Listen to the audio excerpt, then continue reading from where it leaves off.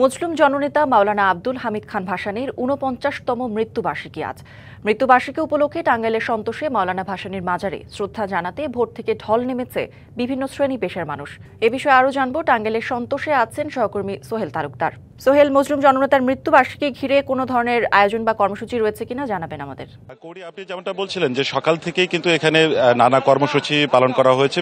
বিশেষ করে যে ভাসানী বিশ্ববিদ্যালয়, বিজ্ঞান ও প্রযুক্তি বিশ্ববিদ্যালয় রয়েছেন, সেই বিশ্ববিদ্যালয়ের ভাইস চ্যান্সেলরের ভাসানীর মাজারে ফুল প্রদানের মাধ্যমে শ্রদ্ধা জানানোর মধ্য দিয়ে এই কর্মসূচি শুরু হয়েছে এবং দিনভর এই কর্মসূচি রয়েছে। এখানে দেশের যে বিভিন্ন রাজনৈতিক নেতৃবৃন্দ রয়েছেন, তাদের যারা গুরুত্বপূর্ণ ব্যক্তি, তারা এখানে আসবেন এবং এখানে শ্রদ্ধা জানাবেন।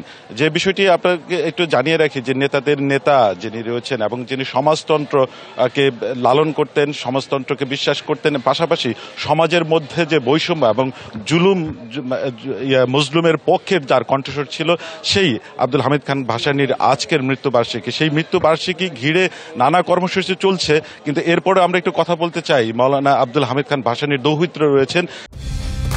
কালার এক্সপার্ট, জর্জ স্যাপ এবং মাইল্ড অন হ্যান্ডস টেকনোলজি সমৃদ্ধ অরিক্স ক্রিস্টাল ওয়াশ আপনার লন্ড্রি এক্সপার্ট। কতখানি প্রাসঙ্গিক আজকের এই সময়ে, কতখানি পৌঁছাতে পেরেছেন মাওলানা ভাসানীর যে আদর্শ, তার সমাজতন্ত্র বা সমাজের মধ্যে যে বৈষম্যহীন সমাজের যে চেতনা, সেটুকু কতখানি পৌঁছানো গিয়েছে বলে মনে করেন?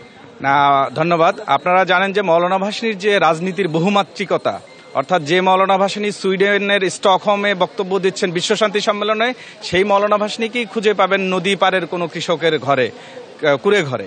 এই যে মাওলানা ভাসানীর যে বহুমাত্রিকতা, এই বহুমাত্রিকতা অনেক বছর পরে ফিরে এসেছে এই সন্তোষের মাটিতে। এবং আমরা বিশ্বাস করি আগামী দিনে যে মজলুমের লড়াই, আগামী দিনের যে মেহনতি খেটে খাওয়া মানুষের লড়াই, বৈষম্যহীন সমাজের লড়াই, সেই লড়াই এই টাঙ্গাইলের এই সন্তোষ মাওলানা ভাসানীর এই চত্বর থেকেই আগামী দিনে আবার দাঁড়াবে, এই বিশ্বাস আমরা খুঁজে পাচ্ছি। বিশেষ করে গত 7 দিন ধরে এই মাওলানা ভাসানীর ওফাতবার্ষিকী কেন্দ্র করে এখানে যে কর্মসূচি হচ্ছে, ভাসানী মেলা হচ্ছে, সেমিনার হচ্ছে, গণমানুষের যে মাওলানা ভাসানী, সেইটাকে আমরা খুঁজে পাচ্ছি। তবুও আমাদের আফসোস থেকে যায় যে রাষ্ট্রীয়ভাবে মাওলানা ভাসানীর এই দিবসটিকে যদি পালন করা যেত, তবে আরো বেশি করে ছড়িয়ে দেওয়া যেত মাওলানা ভাসানীকে দেশের গণমানুষের মধ্যে বলে আমি মনে করি। ধন্যবাদ আপনাকে। আমরা যেমনটা বলছিলেন, সেই জায়গা যেটি কাকবাড়ি সম্মেলন, সেই কাকবাড়ি সম্মেলনের মধ্য দিয়ে যেটা বাংলাদেশের যে মানচিত্রের সূতিকাগার, সেই মাওলানা আব্দুল হামিদ খান ভাসানীর এই কাকবাড়িতেই তিনি শায়িত হয়েছেন।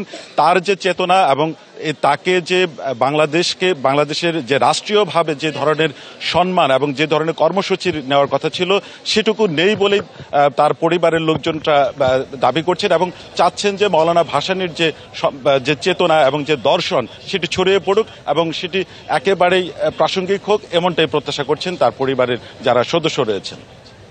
সোহেল, ধন্যবাদ আপনাকে।